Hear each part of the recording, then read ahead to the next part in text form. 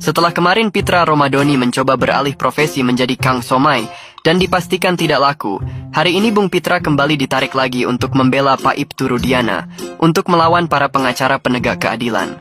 Yang pertama, saya ingin sampaikan kepada teman dia ini agar asal jangan bunyi gitu, karena kita berpatokan kepada data, bukti, dan fakta yang ada. Almarhum ini kan sudah dilakukan 2 kali pemeriksaan kondisi fisik luar maupun dalam. Nah, visum juga telah dilakukan pada tanggal 27 Agustus 2016. Dan untuk memperkuat dalih itu adalah pembunuhan, ya, penyidik telah melakukan ekshumasi, ya, dalam artian pembongkaran makam untuk dilakukan otopsi. Di dalam hasil otopsi itu tidak ditemukan adanya minuman keras, ya, dan yang katanya obat-obat yang disampaikan oleh temannya itu. Saya kira itu adalah karang-karangan dia aja. Kalaupun seumpamanya ada dia meminum minuman keras dan obat-obatan lainnya, tentunya akan ditemukan pada waktu dilaksanakannya otopsi yang hasil ekshumasi tanggal 6 September tadi. Temannya ini mengaku ada bukti-bukti ya Bang ya, artinya nggak hanya satu orang begitu, ada yang sosok yang kemudian ini mengaku sempat diajak, diberikan, dan juga bahkan membeli di lokasi tersebut. Ini seperti apa Bang? Nggak hanya satu orang Bang? Saya curiga ini mereka diciptakan ya oleh ada oknum yang tidak bertanggung jawab. Kalaupun seumpamanya tuduhan itu yang mereka lakukan itu seperti yang disampaikan oleh siapa yang mengaku temannya itu bukti, ya Pak, ya siapa namanya, si Frans ini, ya tentu setelah dilakukan otopsi itu ditemukan itu. Dan itu tidak ada di tahun 2016 ya? Iya, sudah dipastikan ya Bang? Sudah diotopsi. Kalau memang yang disampaikan dia itu dia menemukan bukti ataupun fakta lainnya, seharusnya dia ini ke penyidik menyampaikannya, bukan malah dia keluar-keluar yang menyesatkan publik gitu. Di video kali ini kita akan ngebahas tentang Rudiana dan Pipina. Ternyata Rudiana mengakui anaknya masih hidup. Rudiana benar-benar binatang jika ini benar, ya. Artinya yang dimakamkan adalah orang lain, yang dijadikan korban adalah orang lain. Berarti bukan si Eki, guys. Siapa sebenarnya yang meninggal itu? Nah, kalau umpamanya kita lihat wajah korban dengan wajah itu sangat mirip sekali, guys. Dan itu gak bisa dipungkiri lagi, sebonyok-bonyok apapun wajah manusia, guys, pasti akan ada mirip dengan aslinya. Itu gak ada miripnya sama sekali sama si Eki. Ternyata yang meninggal ini adalah Panji. Dan si Panji ini sengaja dijadikan DPO karena udah menjadi korban oleh sudah dibunuh dengan anaknya.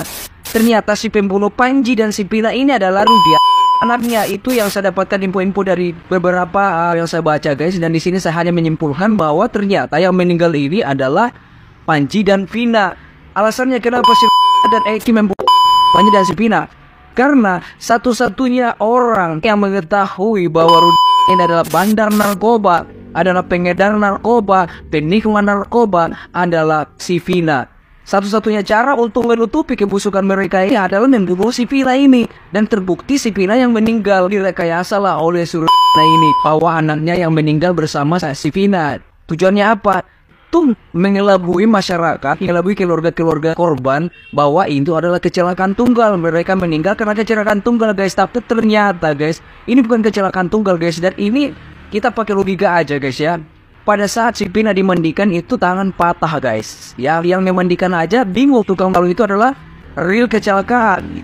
Bahkan dia mengklaim bahwa itu adalah pembunuhan. Kalian bisa pikir sendiri, guys. Semua yang disebut DPO, itu sudah muncul semua bersaksi, mulai dari Peggy Perong, Linda, dan yang lain-lain itu sudah pada muncul semua jadi saksi. Tapi yang gak pernah muncul jadi saksi adalah atas nama Panji. Bagaimana bisa muncul dari saksi kalau Panji ini sudah nggak ada, sudah meninggal, sudah dibunuh oleh si Rudiana?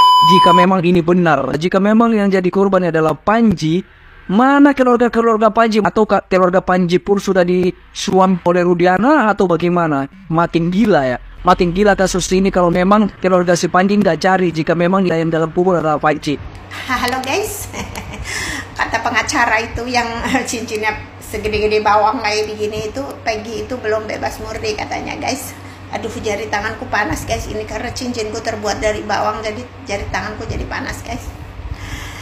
Katanya Peggy Setiawan ini sewaktu-waktu setelah polisi memperbaiki bukti-buktinya, merekayasa bukti-buktinya dan memperbaiki prosedurnya, Peggy ini bakal ditangkap lagi katanya kayak gitu guys. Terus itu si pengacara yang cincinnya segede-gede bawang kayak gini kan, itu ada di pihak para bajingan itu guys. Dan mereka itu sebenarnya udah tahu guys pelakunya itu siapa aja, anak siapa itu pelakunya. Itu sebenarnya identitas mereka itu udah dikantongi sama penyidik, tapi disembunyikan kayak gitu guys. Karena bukti-bukti kayak HP, CCTV itu tidak dibuka kan, itu udah ketahuan banget bahwa mereka itu menyembunyikan sesuatu kayak gitu guys. Agar kasus ini segera ditutup karena udah ada tersangkanya yaitu orang-orang yang tak bersalah kayak gitu yang ditersangkakan kayak gitu guys. Aduh, ini cincinku mau jatuh guys. Dan kurang ajarnya itu guys,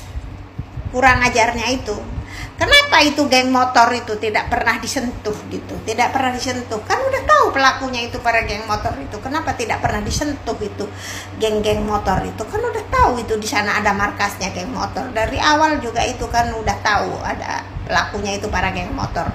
Terus biasanya kalau ada kasus-kasus kriminal kayak gini, kalau di luar negeri itu yang diselidiki, yang dicurigai itu orang yang menemukan korban atau orang yang melaporkan gitu. Ini lapor, ini di sini ada kejadian pembunuhan kayak gitu, ada kecelakaan kayak gitu. Biasanya itulah kalau polisi di luar negeri itu yang dicurigai, yang diselidiki itu orang yang memberikan keterangan secara rinci itu lah, orang itulah yang harus diselidiki, yang harus dalami gitu ya. Tapi kalau di Konoha ini udah tahu pelakunya anak orang berduit, ya udah gitu, jadi malah cari kambing hitam kayak gitu kalau di Konoha ya.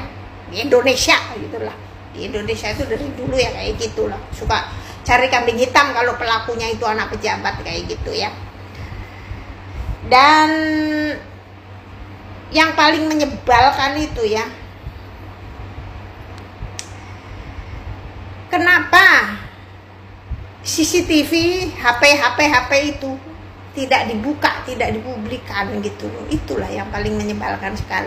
Dan kenapa kekeh harus Peggy kuli bangunan ini yang harus masuk penjara dan harus dialah tersangkanya gitu. Kekeh banget.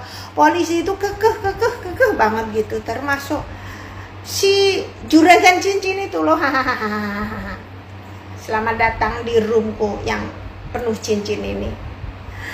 Lah itulah yang paling menyebalkan sekali guys.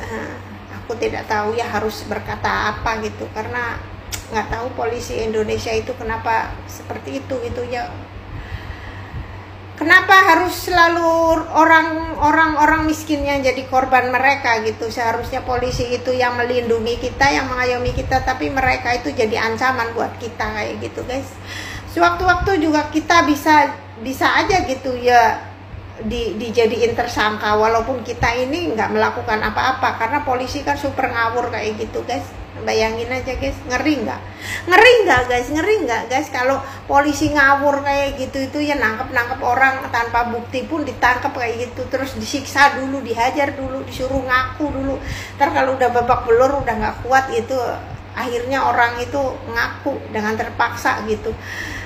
Ya kayak gitu yang membagongkan sekali itu guys. Aduh, tanganku sampai panas ini gara-gara mikirin di Indonesia ini kenapa keadilan itu selalu tajam ke bawah kayak gitu. Aku pokoknya ya begitulah guys.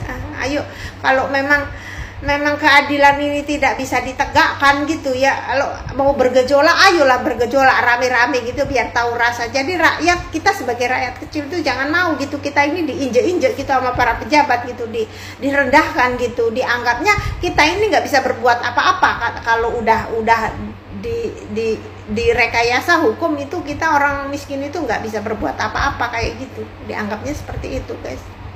Ngeselin nggak? Kesel kan ini jari-jari tanganku nih sampai panas guys.